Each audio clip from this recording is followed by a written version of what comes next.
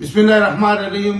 د ټولو د مخه ټولو پښتنو وطنوالو ته د زړه د کومې سلام وړاندې کوم. بعد سلامه عزیزانو، لکه څنګه چې تاسو ته معلومه ده چې په 29 تاریخه پر 10 او په 11 تاریخه د پښتونخوا ملي عوام پارټۍ د طرفه څخه د پښتنو یو غټه جرګه رابلل شوې. موږ و دې جرګې ته د قدر په نظر ګورو او د دې کامیابي د الله تعالی څخه غواړو. پرون وړمه ورځ د رؤوف لالا په مشرۍ کې د پی ټي ایم زموږ دفتر له د دوی یو وفد راغی. تر دې انده پورې ما په خپله ورته وویل چې رؤوف لالا د دې جرګې دپاره، د دې قام دپاره، د پښتانه قام دپاره چې دا جرګه ته یې رابللې ده، موږ د دې صرف حمایت نه چې حمایت یې کوو، موږ ته که هلته جارو په لاس راکوئ، که خلکو ته اوبه تقسیم په راکوئ، که تنبوګان په رادروئ، پی ټي ایم دې ته تیار دی.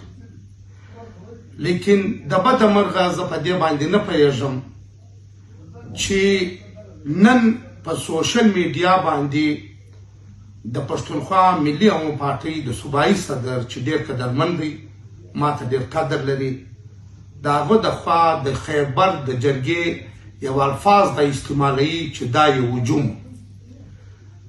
زه نه پوهېږم چې دی د خپلې د پارټۍ د خوا چې رابلل سوې کومه جرګه ده، آیا دی د دې ناکامه کېدو کې دی روان دی، دی یې ناکامه کوي، د یو چا په اشاره یې ناکامه کوي، دی دا په خپل افراطفري جوړوي. دا د ده الفاظ چې دي د دې څه موږ دا مقصد اخلو چې زما په خیال چې دی د جرګې په حق کې نه دی، نه دی دا جرګه کامیابه کېدو ته پرېږدي او دا د یو چا په اشاره دا کار کېږي. موږ ده ته ډېر قدر لرو. اوس هم موږ دا وایو چې دا جرګه زموږ جرګه ده، دې جرګې له به موږ انشاءالله ځو. موږ د دې د کامیابۍ دپاره دعا کوو، بلکې دعا نه، موږ د دې دپاره کار کوو. دا جرګه د مشر محمود خان یا د نواب ایاز خان جوګیزي په مشرۍ کې چې کومه جرګه رابلل شوې ده، موږ د خپل قام، د خپل ولس، د خپل سباهون جرګه بولو.